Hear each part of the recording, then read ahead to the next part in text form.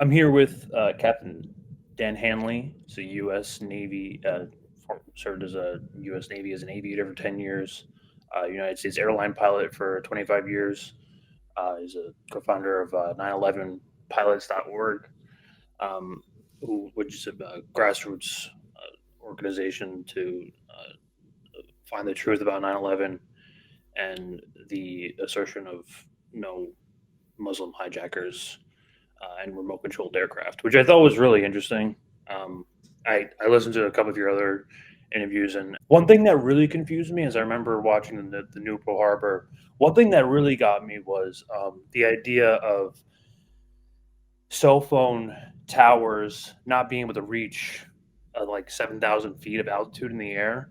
And then, meanwhile, in the 9/11 Commission, we got all of these phone calls from family members from like making these like impossible phone calls from these like high altitude, high speed planes in the air. And I'm thinking to myself, like, you can't even do that in 2024. How are you going to do that in 2001? So the plane itself is a very fishy story, and the things that you have to say really blow my mind. It's really crazy. So, um, if you just give a brief overview of like what 911pilots.org is all about, and just kind of like what your guys' findings are, Sure, started. sure. Uh, well, let me just recap what you said and give a brief background on me to give myself a little credibility as a pilot.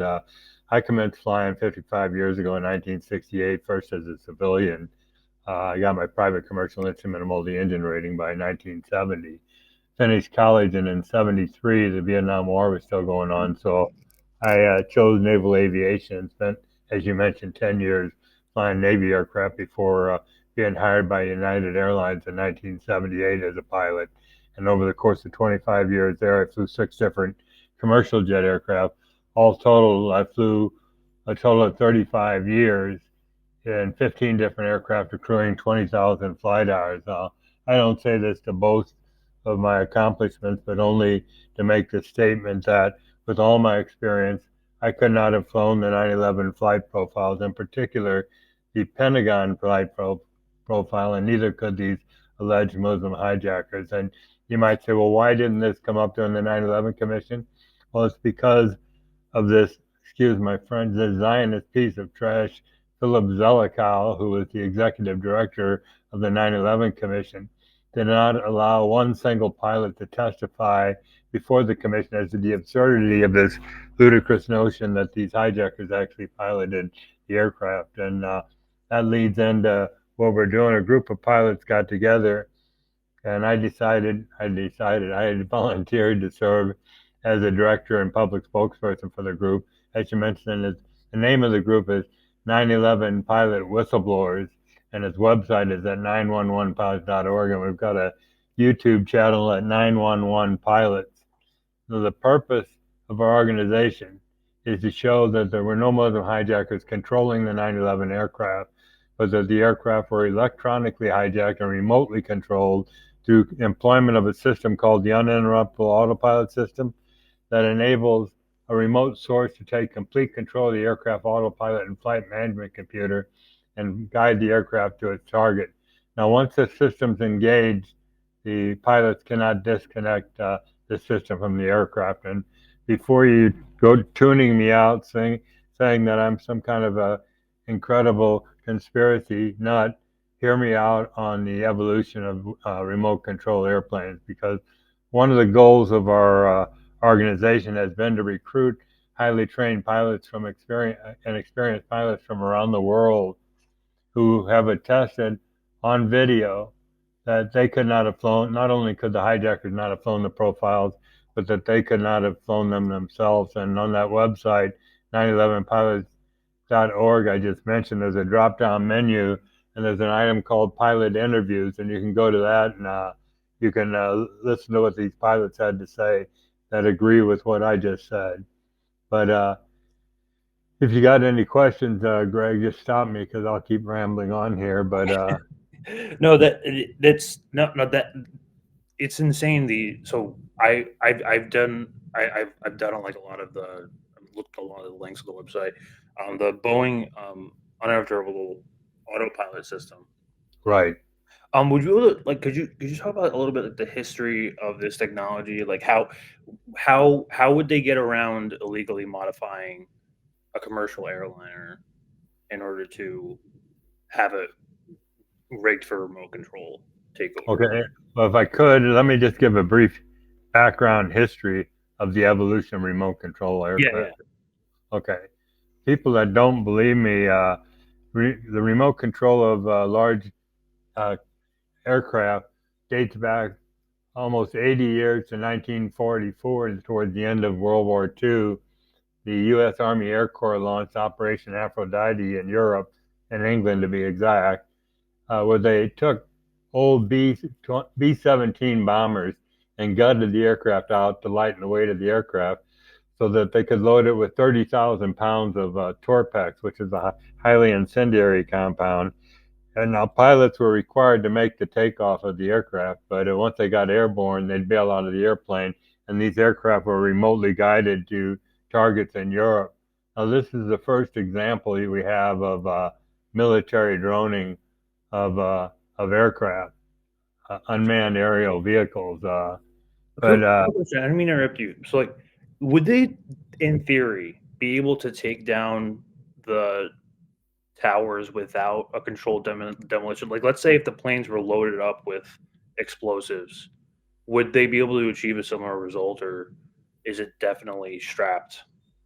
I don't believe I don't believe that would be possible. I mean, people think I I know that the jet aircraft impact damage and the fuel fires that ensued did not bring down the Twin Towers. Yeah, That, yeah. that They did would not they would happen. have to strap it up with Right, as a right. controlled demolition. Okay.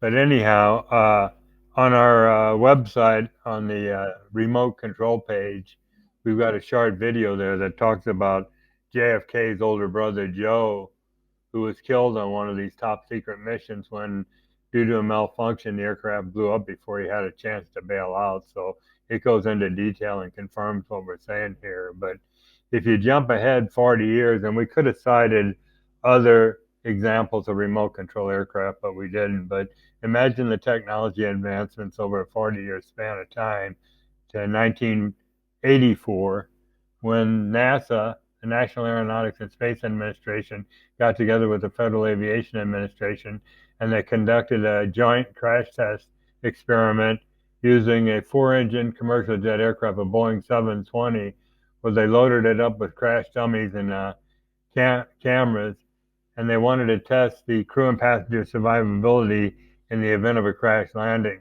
Now, they took this aircraft off by remote control, flew it around the pattern several times before intentionally crash landing the aircraft. Now, this was 17 years before 9/11, 1984, and they were remotely guiding commercial jet aircraft.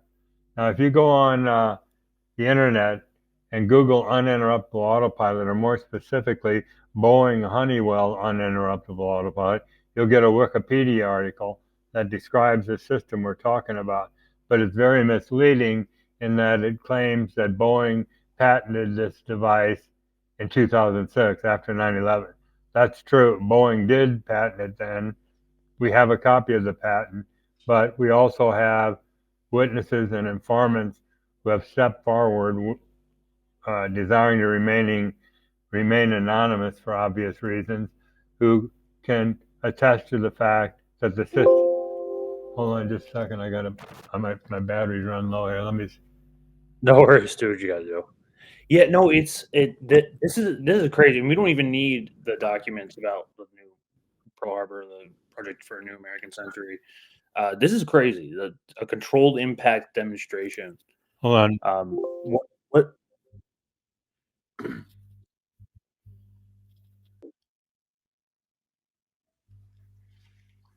Yeah. Are you there, Greg? Yeah, yeah. And what would? Um, Sorry, continue. I lost my train of thought. Okay. Anyhow, because we have these informants, we can conclusively prove that the uninterruptible autopilot system was developed in the mid 90s prior to 9/11. that it did exist. It's real. There's a patent on it. And we allege that it was employed on 9/11 to guide aircraft to their targets or to another destination because there's some argument as to whether or not a missile or an airplane hit the Pentagon or whether or not it was CGI that was used to simulate airplanes flying into the towers. But we don't even get into that. We don't even go there. I'm always being attacked on social media saying, hey, idiot, there were no planes or it was a missile hit the Pentagon. That's outside the scope of 9/11 pilot whistleblowers. But that's basically your history of the remote control system. And I strongly urge you to get on the remote control page of our website. There's a number of videos that back up what we're saying that you need to watch. So And that's is it go ahead. primarily like so? Because when we read a lot about like a lot of this like online, especially like the Wikipedia article that you mentioned, Yeah, they constantly there's a lot of I mean, and there's also technology. I heard you mention the Lockheed Martin Dark Star, which is yeah. another one of another version of remote control aircraft. And so what would be how would they go about lining up a commercial airline Well, with this sort of technology? And do we have any evidence that we can show that like that they of employing this technology within commercial airliners? we cannot, beyond a shadow of a doubt, conclusively prove that it was used. But when we get into talking about Hani Hanjour, you'll see, given the system exists, there can be no viable alternative explanation as to how these planes did what they did on 9/11. Yeah, and we even have like we virtual simulations. I mean, like, I have my cousin's a pilot who does he attests to a similar thing. And we've had testimonies of simulations, or is there at least like some sort of like documentation of like of experienced pilots taking the simulation of the flight into the Pentagon? Oh yeah, yeah. Let me get into Hani Hanjour and the Pentagon then. Yeah, because well, I mean Uh, that's a whole crazy. I mean, everyone knows this. right, right. Uh, because he's the smoking gun in all this. And when you hear about what I have to say here, you'll see what we're talking about.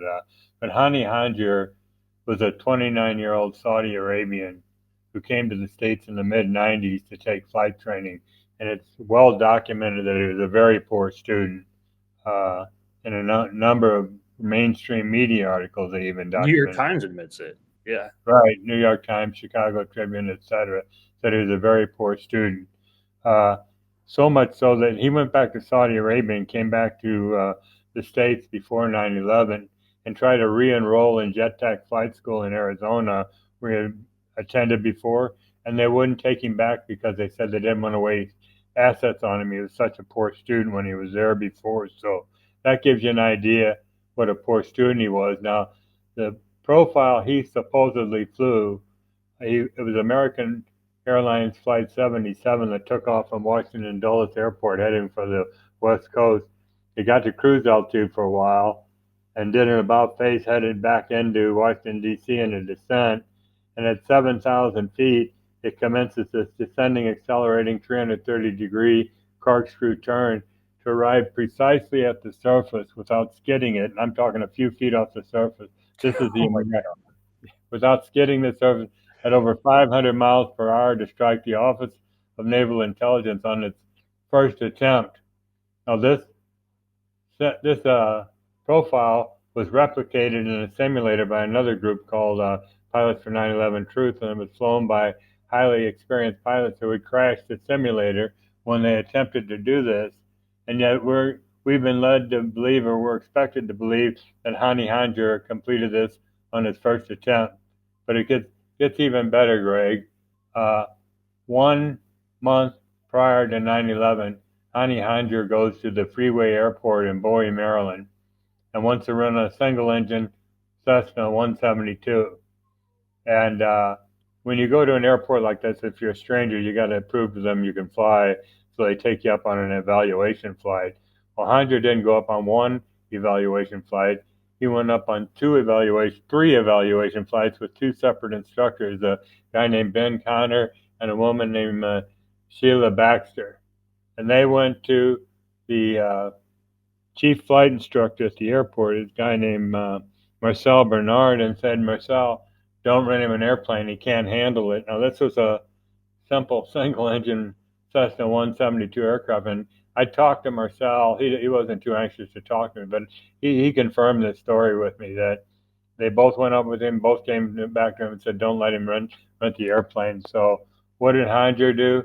3 days later, he goes down to Congressional Air Charters, another fixed base operator down the road, and went up flying with a guy named Eddie Shalev, who came back after the evaluation flight and said he was a good pilot.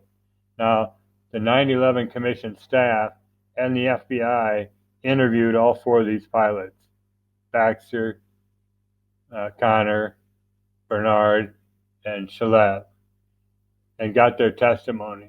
But what appeared in the 9/11 Commission final report? Only Eddie Shalev's comment, and it was an end note on the report, and it only mentioned Shalev's name once, where he said that he was a good pilot.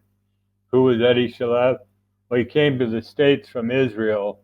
He was an Israeli citizen. He came there 4 months prior to 9/11, and so he had served previously in the Israeli Defense Force. So was he a member of Mossad? Who knows? But he's disappeared off the planet Earth. Some believe he went back to Israel, but that's highly suspicious. But it proves conclusively the commission report that Hani Hunter was the best of the four pilots. They said he was the best trained of all four, and he couldn't fly Cessna 172. Now, what is critical about hitting the Pentagon?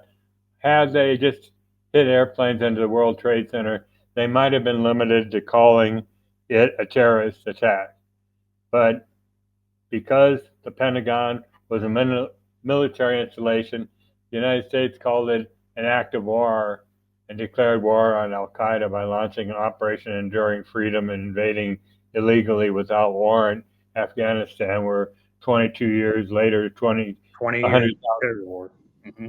yeah, 100,000 people are dead. So can we allege that the plane that at least the plane that hit the Pentagon, given the military precision that it takes to reach that sort of altitude and speed at the same time, is it possible that we can we allege that this was not a traditional aircraft and possibly well, some kind? that's that's the argument I get all the time, Greg. But people don't realize that the advanced navigation technology on today's commercial jet aircraft is derived from cruise missile technology, and Oh, it's extremely accurate. And if you looked at this flight management computer and what parameters are programmed into it, which could be uplink from the ground or downlink from an airplane or a satellite into the computer, okay, it gives uh, geographic points with associated speeds and altitudes for each point. So it defines a trajectory. And this is evidence on an autoland when you're flying into an airport and the weather is below minimums, or down to minimums, and you can only see so far down the runway. As a matter of fact, if the visibility gets down to where the pilots can't see more than 1,200 feet down the runway, they're required to auto land the airplane. And the airplane drives down the center line, the localizer and glide slope, touches down in the touchdown zone, and tracks down the center line of the runway. And the pilots actually have to disconnect the autopilot to regain control of the aircraft. But that is not to say, like I said, I don't debate the planes, no planes, or the missile striking the Pentagon. But if people say there were no planes on 9/11, I go, well, yes, there were. I was at Newark, and I know United 93 took off from Newark with passengers and crew. What happened to the airplane? So don't tell me there weren't planes. But hmm. as far as the Pentagon, if it was a missile, and there's a lot of argument why there were no not a lot of airplane parts, body parts, luggage, etc. The hole wasn't big enough, and other issues that people bring up, claiming that it wasn't American 77 that hit the Pentagon. But if it was a missile, then what happened to American 77? Where did it go, and how did it get there? There's I mean, people out. we have like history of flights disappearing, kind of. I mean, well, I guess you would see some sort of like crash landing somewhere at least, but it is an Well, interesting connection. well, do you remember Malaysia Air 370, the 777 that disappeared out over the Indian Ocean several years ago, Greg? Yeah, yeah. I was that's what I was mentioning.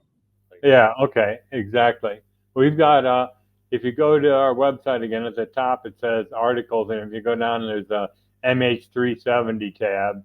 It gives you a 66-page document that not only describes in detail the profile and everything flown by Malaysia Air 370, but it goes into this in-depth history of remote control aircraft and describes in detail the systems and how they work and how they're integrated. So that's a perfect example. Another one that I got involved with was, you probably don't remember it, but last year, um, China Eastern Flight 5735 took off heading into Beijing, and from 29,000 feet in less than 2 minutes, it entered this vertical dive and crashed. There was no distress call from the airplane. Uh, so far the investigation has not divulged that anyone broke into the cockpit, that either one of the pilots tried to take control of the aircraft. So I actually wrote letters to the CEO of China Eastern, the Civil Aviation Authority in China, and even Xi Jinping, saying, "Hey, look, I sent him a flash drive with a 66-page document on it saying, look, this is highly suspect that this airplane was somehow electronically hijacked and remotely controlled." And I was put in touch with I'll call him a Chinese operative. All he would go by was his first name, but he was trying to arrange for me to fly into Beijing, but it was during COVID and it was a 2 week uh, quarantine, so I didn't go. But I've written them twice on this thing, and they haven't responded. And I look periodically, and there's no final results of their investigation have been published. So I believe that was one. You can go to Malaysia 17. You can go to the Russian Metrojet that crashed several years ago in the Sinai, that they blamed ISIS on planting explosives on board. There's a number of different incidents out there that you could attribute to the uninterruptible autopilot, and varying reasons on why it was employed and who might have done it.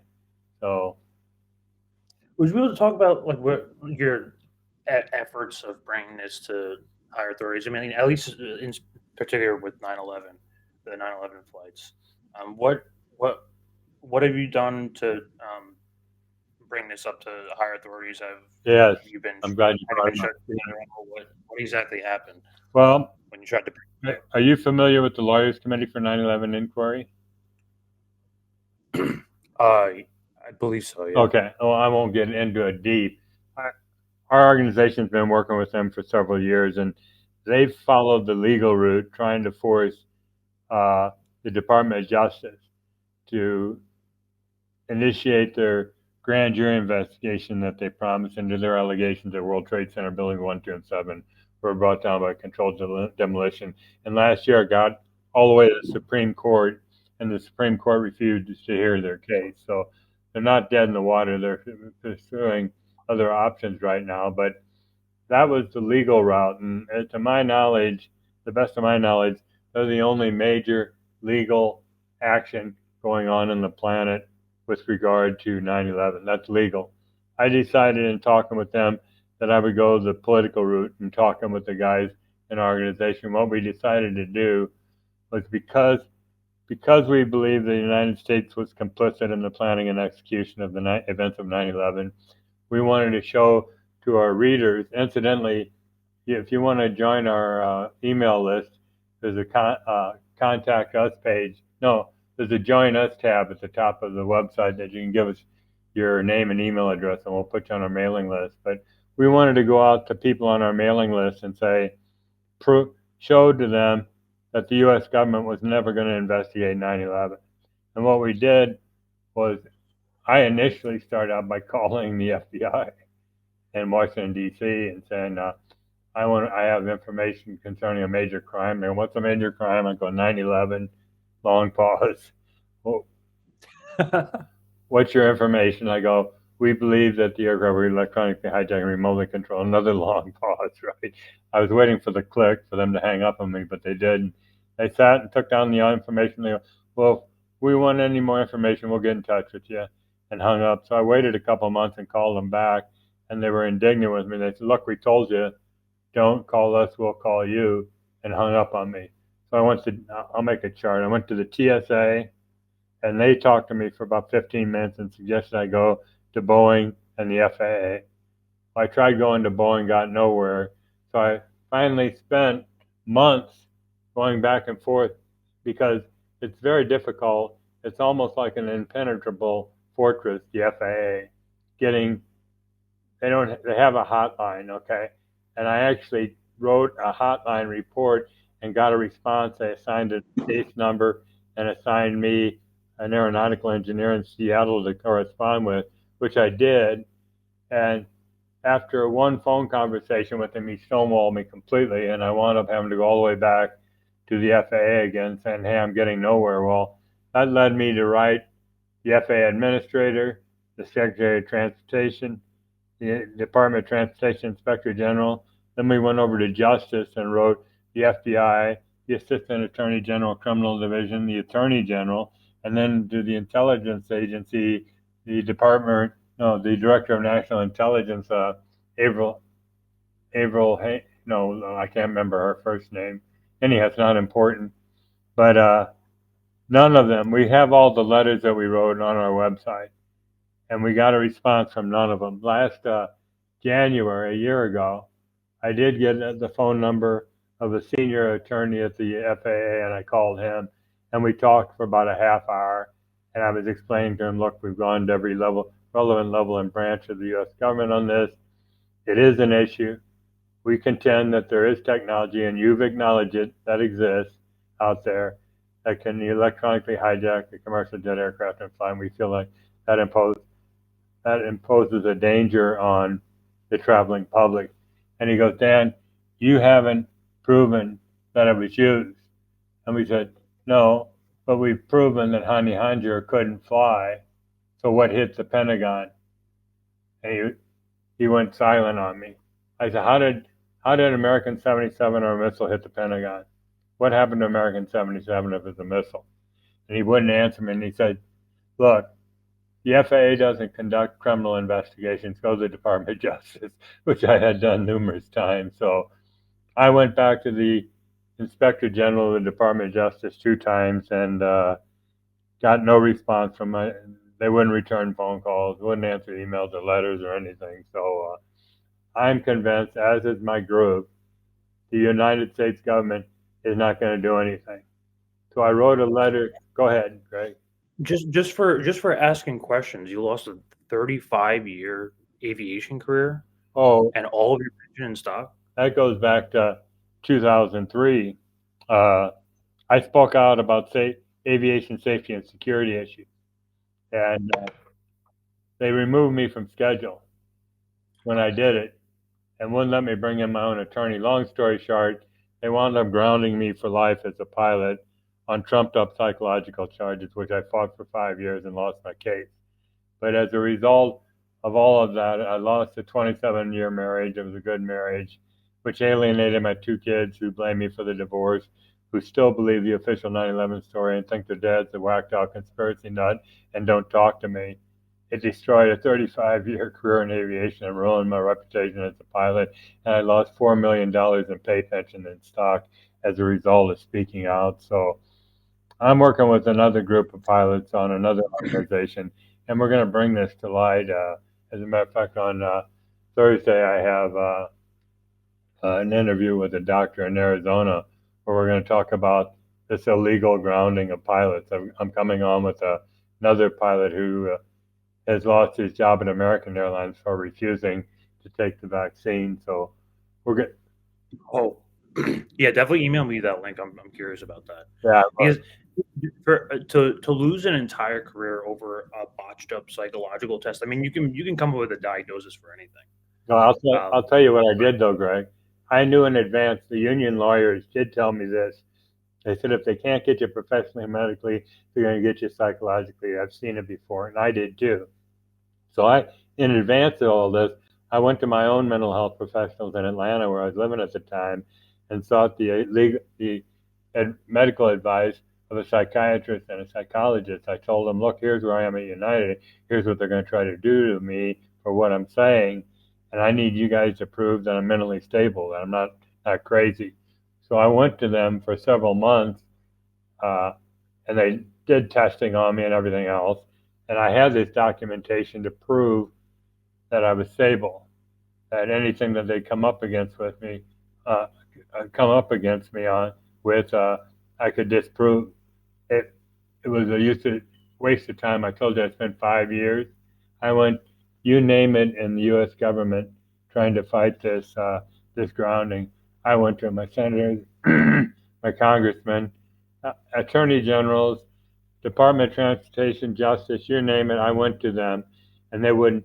I got stonewalled or paid lip service to at every turn. So I lost a lot, but that isn't why I'm in the fight right now, Greg. It's over 22 years later, and I'm going to be 75 in April, and I could be retired and not even worried about this stuff.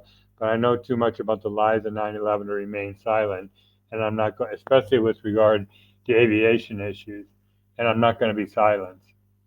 The our heart all aches to the next of kin of the 2,977 victims of 9/11 in the states, but you've got to take into account the next of kin who demanded that the 9/11 Commission convene because Bush fought it for 14 months.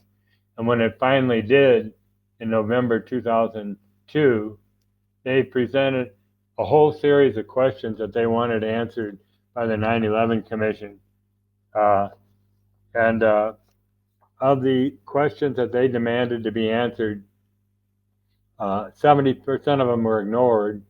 Of the remaining 30%, only 10% were adequately answered. And again, that was Philip Zelikow, the executive director of the 9/11 Commission, who controlled everything that the commission saw.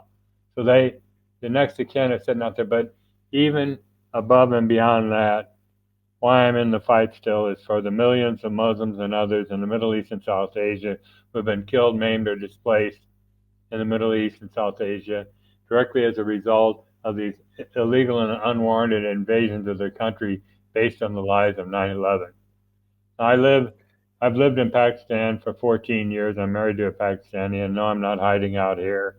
I fell in love with her, and married her 14 years ago. We just had our anniversary, and I've been living here happily ever since. Congrats. But Yeah, no, a lot they operate exactly like the mafia, and that this just goes to show the cost of telling the truth. right, I did want to I did want to talk about because we do allege a lot. I mean, there's a lot of other evidence supporting this about the Mossad slash Israeli connection right, uh, to the events of 9/11. And one thing that really interests me is like when I saw a post of yours about Rabbi Dov Zakim right, and his connection to this remote control airborne flight technology. right. Could you talk a little about that and like a little bit more about what you've seen with like in terms of like the Israeli ties to all this? I remember hearing a little bit. Well, the person that's really well versed on this is Christopher Berlin. I don't know if you're familiar with him. He wrote a book called Solving 9/11, the event that changed the world. And he is an investigative journalist and an author that has gone in in-depth research on the Mossad Israel connection to 9/11. I can I can not even come close to addressing issues that he talks about, but there's so much that does point to it. And characters in the U.S. government who do have close ties to Israel, many of who have dual U.S. Israeli citizenship, uh, and it all ties together. But getting back to Dov Zakheim, you said Rabbi Dov Zakheim, and I brought that up on Jason Goodman's program in New York, and he's Jewish, and he chastised me saying, "You can't prove he was an ordained rabbi." I go, "I guess I really can. I just read it a lot of places on the internet." And so I know his dad was.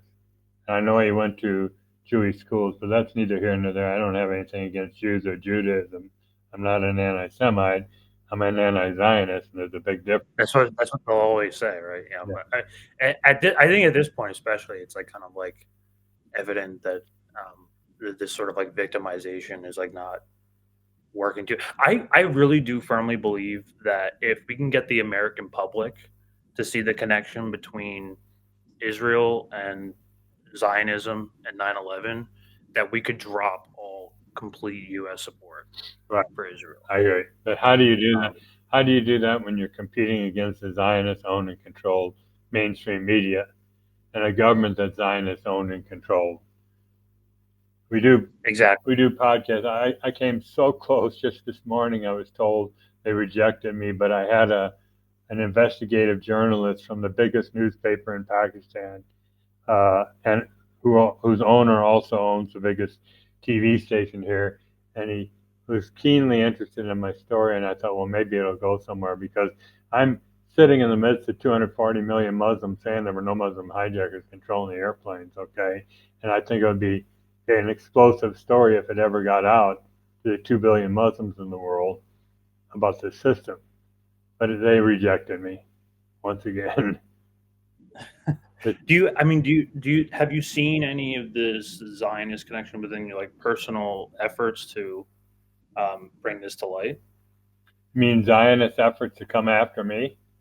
Yeah, Oh, yeah. yeah. Whether it's like what, any sort of like like you notice like any sort of particular character or person has an Israeli connection, any sort of like just strange either coincidences or circumstances that you've come across Well, that. I've got 60,000 Twitter followers, and there's a bunch of trolls and shills in there that attack me viciously, saying horrible things about me and trying to discredit anything I post about Muslims did not do this, Zionists did, etc.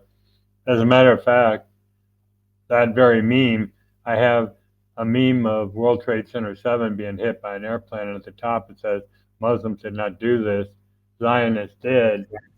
And I've got Mhm. emails from Twitter saying they received notification from the French and German government that your tweet violates their hate speech laws, and they demanded that Twitter take them down. And Twitter upheld my side of it, said, no, it's not hate speech. No, we're not going to do it. But I know people are out there looking at what I'm saying or doing. But call me an anti-Semite. I'm not. I don't give a damn. I'm going to continue saying and doing what I'm doing. But let's get back for a minute to Dov Zakheim because he is an interesting character. Okay, he Mhm. he's a dual U.S. Israeli citizen, a Zionist who served in the U.S. government in some capacity, mainly in the Defense Department since the Reagan era. He was George Bush's foreign policy advisor coming into the 2000 election. He owned a company called System Planning Corporation, SPC, yeah, System Planning Corporation, uh, that was involved in creating drone technology. And one system was called the Flight Termination System, and it was used if, say, they were doing a missile launch test and it went awry and they had to abort the mission. Well, this system could take complete remote control of the vehicle and either fly it to a remote location, blow the thing up, or parachute it back down to Earth for recovery. But this this is what leads many people to believe he was involved in the development of the remote control, the uninterruptible autopilot system. But the other interesting thing about Dov Zakheim is 4 months before 9/11, Bush appoints him comptroller to the Pentagon.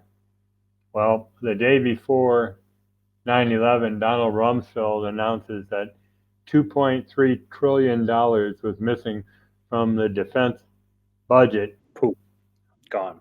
gone, right? And these analysts had been investigating where it went. Well, guess where American 77 hit? Well, it hit the Office of Special Naval Intelligence, but that houses the Office of Budget Analysts that killed over 30 of these analysts that were investigating the missing money. Was that a coincidence? We think not. It might have been, but I don't know. I don't know if you know Corbett or oh yeah, I but do. I do. I've got a couple of his videos on the website. yeah, yeah. I mean, I don't know if you've talked to him, but he has a really good few documentaries, especially the following the missing trillions. Yeah, The 9/11 and following the money is incredible and really detailed. But I appreciate that book recommendation. I'm gonna yeah. see that. Like Christopher Bolin, yeah, he's amazing. He was attacked physically in the states. I think he was living in Chicago at the time in the suburbs, and I don't know if that's what led him to move to Sweden, but he's living there with his Swedish wife. And he's kind of people have asked me, well, have you heard from him? Well, I haven't. I've got his email address and his wife's, and I've tried to email him, but he doesn't answer me. But maybe he's dropped out of the truth movement. I don't know. But he's a walking, talking encyclopedia of 9/11 knowledge, especially with regard to the Israeli connection. This is truly eye-opening. Please, anyone who's interested in Dan's work, please go check out 911pilots.org, and anything you want to say to just kind of just like um, shoot your socials uh, and where other people can find more research on this. Well, I'll tell you, go to the website 911pilots.org and read it. It's a simple read, and watch the videos there, and also go to our YouTube channel, 911 Pilots. And if you want to contact me, we have a contact us page on our website, but also I'm on Twitter or X at Dan Hanley 4, and you can message me there, and I'll get back to you. And I want to thank you, Greg, for having me on the program. Okay, I appreciate it so much, and I appreciate the time, and keep fighting the good fight because we need truth out there, and the more uh, it obviously comes with a price. So Yeah, it did. Thank you, Greg.